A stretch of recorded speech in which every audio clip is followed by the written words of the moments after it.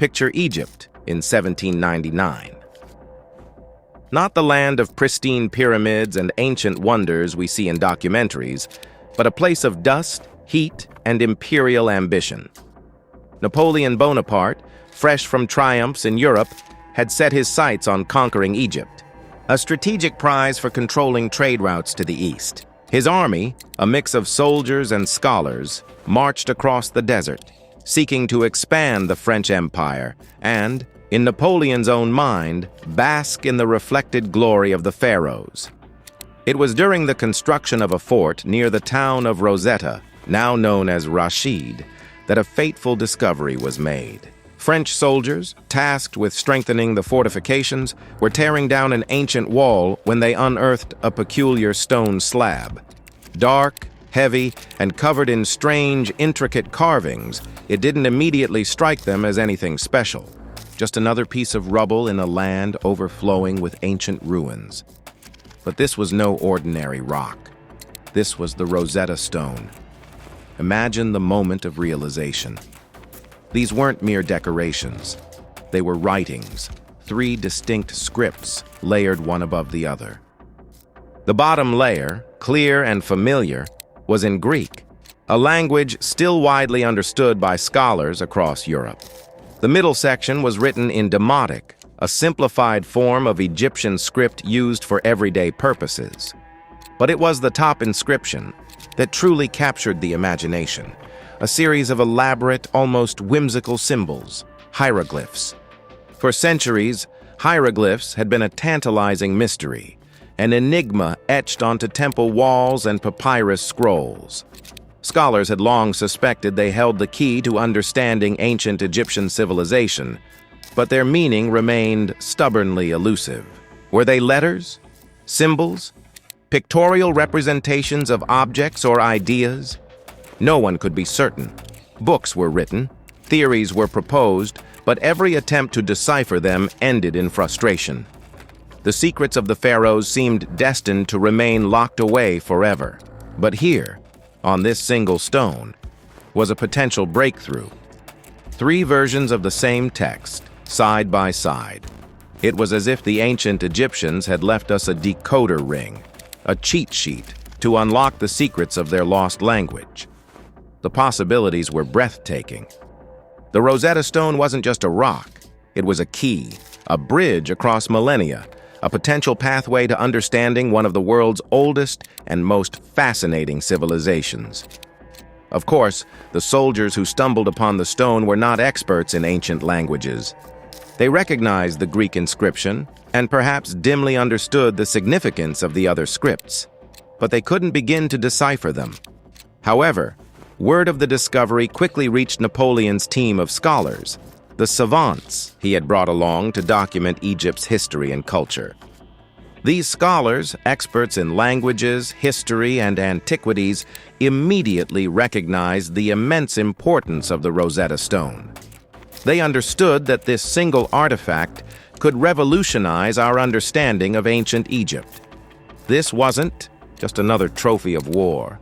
It was a treasure trove of knowledge. The stone was carefully transported to Cairo, where it was studied and copied by the scholars of the Institut d'Egypte, a scientific institution established by Napoleon.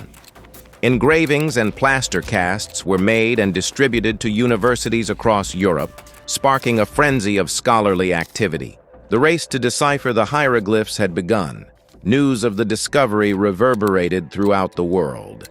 The Rosetta Stone became an instant sensation, a symbol of the promise of unlocking the secrets of the past. People flocked to see copies of the inscriptions, marveling at the intricate symbols and dreaming of the lost world they represented. The initial focus was, naturally, on comparing the Greek inscription with the Demotic and hieroglyphic texts. Scholars hoped that by identifying matching words and phrases, they could gradually decipher the unknown scripts. The Greek text, after all, was readily translatable. It was a decree issued by priests in Memphis in 196 BC, outlining the benefits conferred upon Egypt by King Ptolemy V. A rather dry, bureaucratic document, perhaps, but it provided a crucial foundation for the decipherment effort. Early attempts at translation were slow and painstaking. Scholars like Johann David Åkerblad and Antoine Isaac Silvestre de Sacy made some initial progress, identifying proper names and a few common words in the Demotic text. They recognized that Demotic was likely an alphabetic script, with each symbol representing a single sound. But the hieroglyphs remained stubbornly resistant to decipherment. Many scholars believed that they were purely symbolic, with each symbol representing an entire word or concept. This made the task of translation seem impossibly complex. MB, could one possibly guess the meaning of thousands of individual symbols without any clear phonetic clues? Despite the challenges, the excitement surrounding the Rosetta Stone continued to grow. It was clear that this artifact held the key to unlocking a civilization that had captivated the world for centuries. The potential rewards were immense: a deeper understanding of Egyptian religion, history, art, and culture. The race was on, to be the first to crack the code and give Egypt back its voice. But the fate of the Rosetta Stone, like the fate of Egypt itself, was soon to be caught up in the turbulent tides of war. In 1801, the French army was defeated by the British, and control of Egypt passed into British hands. Under the terms of surrender, the Rosetta Stone, along with many other Egyptian antiquities, was handed over to the British. Packed carefully onto a ship, the Rosetta Stone was transported to London, where it was placed in the British Museum, its final resting place. The loss was a bitter blow to the French, who had discovered the stone and initiated the decipherment effort. But the British, now in possession of this priceless artifact, were determined to continue the work.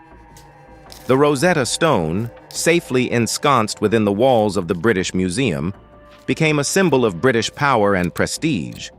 But more importantly, it became a beacon of hope for scholars around the world, a promise that the secrets of ancient Egypt would soon be revealed. The stone had given Egypt back its voice, but it would take years of dedicated effort to actually hear what that voice had to say. The key was in hand, but who would unlock the door, cracking the code? The men who unlocked the past. Once the Rosetta Stone was on display, the real battle began not with swords or cannons, but with ink, parchment, and sleepless nights. To look at its inscriptions was to stare into a locked chamber of the human story. Everyone knew the Greek text could be read, but the hieroglyphs, those silent birds, serpents, and strange abstract shapes, remained an unbroken code. Whoever could solve it would not only claim a personal victory, but also seize the glory of giving ancient Egypt back its voice. Two men soon stood at the center of this intellectual contest: Thomas Young of England and Jean-François Champollion of France.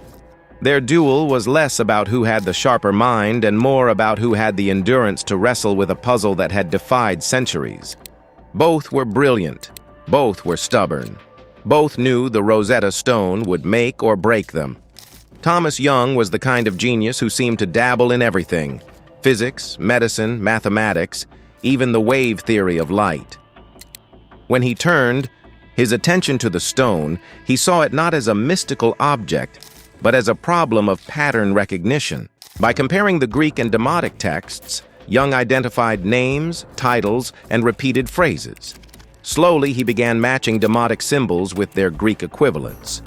It was progress, but the hieroglyphs still loomed like a wall of shadows. Champollion, on the other hand, approached the problem like a man possessed. Born in France, he had been obsessed with ancient languages since childhood. By his teenage years, he could read Coptic, the language of Egypt's Christian minority, itself a descendant of ancient Egyptian. To Champollion, Coptic wasn't just a language, it was a lifeline. He believed it was the missing thread that could tie modern knowledge back to the hieroglyphs carved in stone.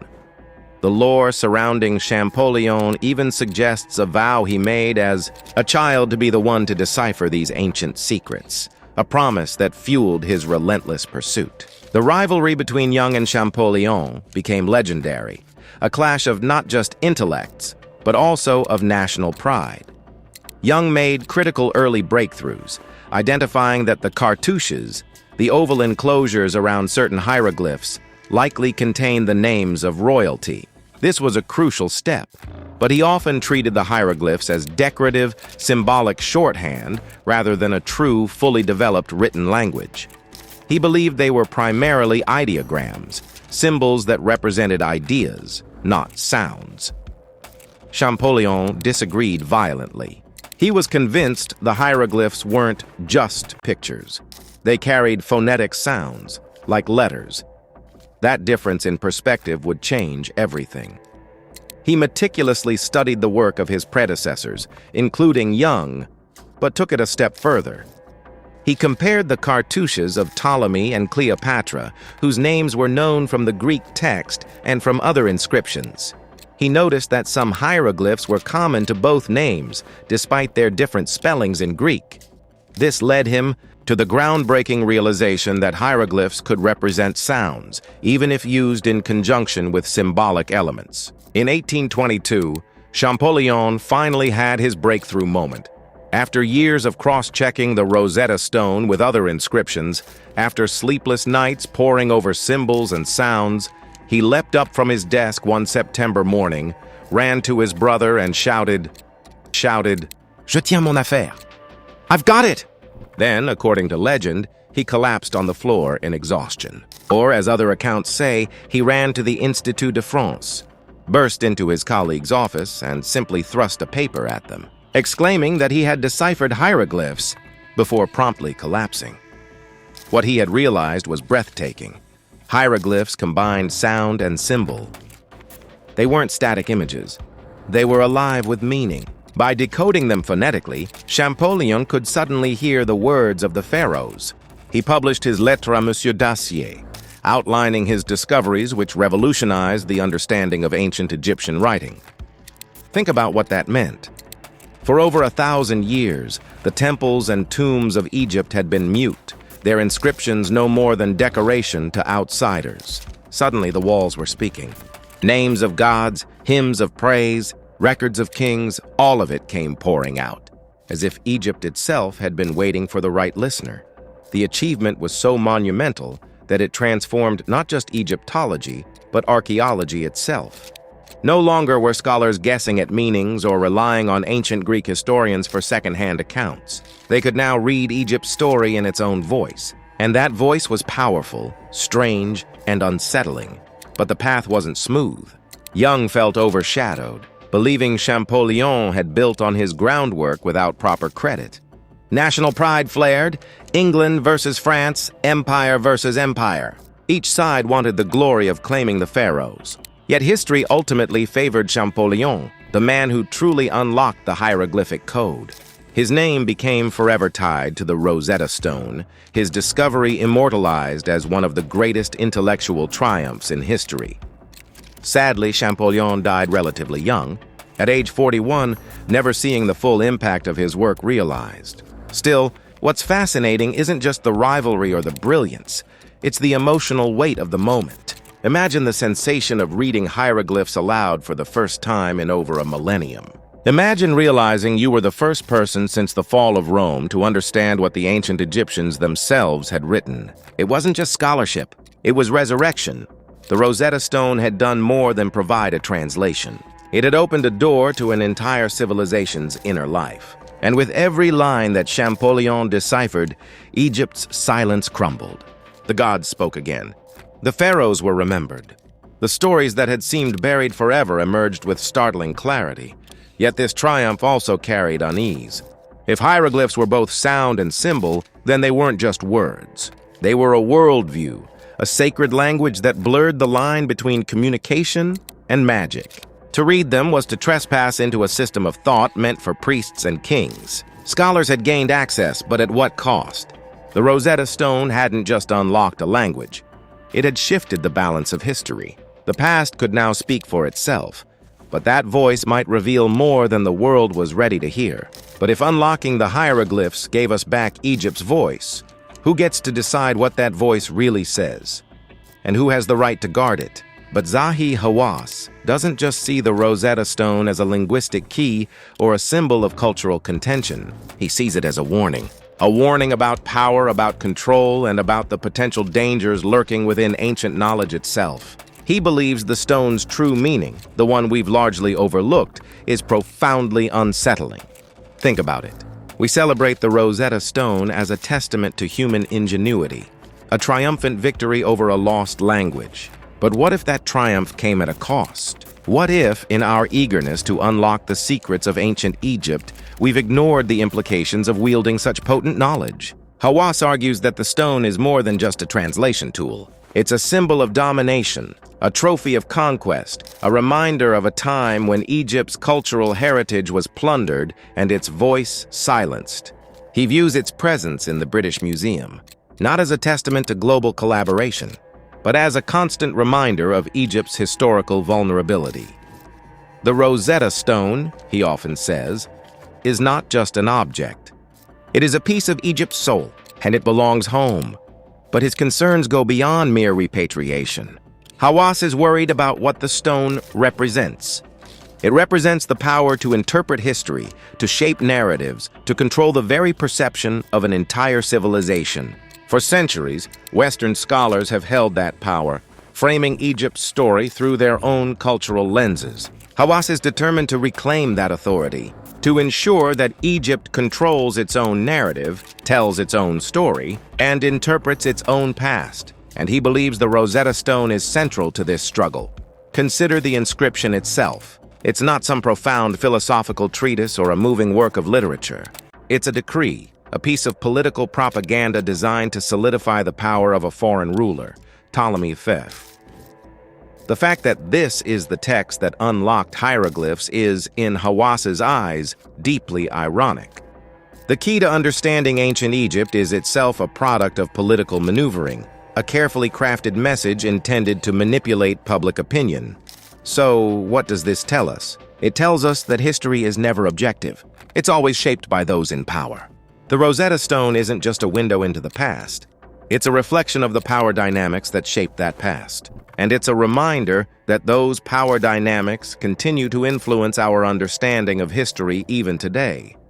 But the implications go even deeper. What if the knowledge encoded within hieroglyphs is not entirely benign? What if, in unlocking the secrets of ancient Egypt, we've also unleashed forces that we don't fully understand? The ancient Egyptians believed that writing was sacred, that words possessed inherent power. Hieroglyphs weren't just symbols. They were living entities, imbued with magic and capable of influencing the physical world. Only priests and scribes, carefully trained and initiated into the mysteries, were entrusted with the knowledge of how to wield that power. Now, thanks to the Rosetta Stone, that knowledge is available to anyone. We can read the spells, the incantations, the rituals that were once considered too dangerous for the uninitiated. Have we truly understood the implications of this? Have we considered the potential consequences of wielding such potent knowledge without the necessary understanding or respect? Hawass often points to the Book of the Dead as an example. This collection of spells and incantations was designed to guide the soul through the perilous journey to the afterlife. It was a sacred text, meant only for the eyes of the deceased and the priests who assisted them. Now it's readily available in bookstores and online. We can analyze its language, dissect its symbolism, and even perform its rituals, all without truly understanding the spiritual context in which it was created. Is this reverence, Hawass asks, or recklessness? Are we honoring the wisdom of the ancients, or are we trivializing it, reducing it to a mere academic exercise? His concern isn't that the Rosetta Stone will unleash some ancient curse or trigger some supernatural catastrophe. It's that we, in our hubris, will misinterpret the knowledge we've gained, that we'll use it irresponsibly, and that we'll ultimately undermine the very values that the ancient Egyptians held sacred. The Rosetta Stone, in this view, is a mirror. It reflects not just the ingenuity of the ancient Egyptians, but also the ambition and the potential recklessness of modern humanity. It reminds us that knowledge is a double-edged sword, capable of both illuminating and destroying. And it challenges us to consider the responsibility that comes with wielding such power. I will tell you what the Rosetta Stone really means, Hawass warns. It means that knowledge is power, but it also means that power corrupts. And unless we are careful, We will use this knowledge to destroy not only the past, but also the future. That's the terrifying truth that Hawass wants us to confront.